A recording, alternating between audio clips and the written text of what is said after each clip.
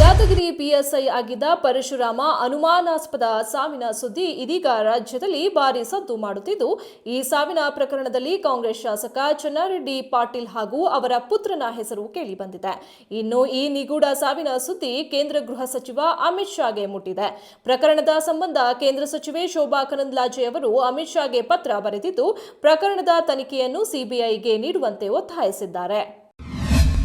ಅಯೋಧ್ಯೆಯ ಭದ್ರಸಾದಲ್ಲಿ ಸಮಾಜವಾದಿ ನಾಯಕ ಮೊಹಿದ್ ಖಾನ್ ಹಾಗೂ ಆತನ ಸಹಚರ ಸೇರಿ 12 ವರ್ಷದ ಬಾಲಕಿ ಮೇಲೆ ಸಾಮೂಹಿಕ ಅತ್ಯಾಚಾರ ನಡೆಸಿದ್ರು.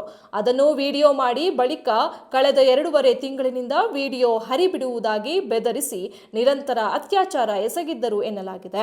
ವಿಷಯ ತಿಳಿಯುತ್ತಿದ್ದಂತೆ ಸಿಎಂ ಯೋಗಿ ಆದಿತ್ಯನಾಥ್ ಅನಧಿಕೃತವಾಗಿ ಕಟ್ಟಲಾಗಿದ್ದ ಮೊಹಿದ್ ಖಾನ್ನ ಬೇಕರಿ ಶಾಪ್ ಮೇಲೆ ಬುಲ್ಡೋಸರ್ ನುಗ್ಗಿಸಿದ್ದಾರೆ.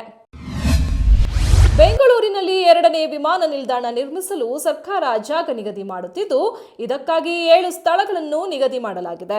ಈ ಮೂಲಕ ಮತ್ತೊಂದು ವಿಮಾನ ನಿಲ್ದಾಣ ನಿರ್ಮಾಣದ ಕನಸು ನನಸಾಗುತ್ತಿದೆ.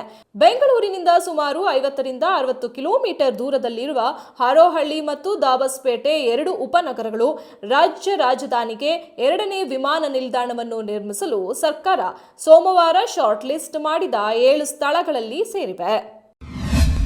ವರಮಹಾಲಕ್ಷ್ಮಿ ಹಬ್ಬಕ್ಕೆ ಮಹಿಳೆಯರು ಈಗಿನಿಂದಲೇ ತಯಾರಿ ನಡೆಸಿದ್ದಾರೆ. ಈ ಮಧ್ಯೆ ಇದೇ ಹಬ್ಬಕ್ಕೆ ಮಹಿಳೆಯರಿಗೆ ಸಿಹಿ ನೀಡಲು ಸರ್ಕಾರ ಕೂಡ ಸಿದ್ಧತೆ ಮಾಡಿಕೊಂಡಿದೆ. ಹೌದು, ಗೃಹಲಕ್ಷ್ಮಿ ಹಣಕ್ಕಾಗಿ ಕಾಯುತ್ತಿದ್ದ ಮಹಿಳೆಯರ ಖಾತೆಗೆ ಇಂದು ಅಥವಾ ನಾಳೆ ಹಣ ಜಮೆಯಾಗುವ ಸಾಧ್ಯತೆ ಇದೆ ಎಂದು ಸರ್ಕಾರದ ಮೂಲಗಳು ಹೇಳಿವೆ. ಹೀಗಾಗಿ ಮಹಿಳೆಯರ ಮೊಗದಲ್ಲಿ ಖುಷಿ ಆವರಿಸಿದೆ.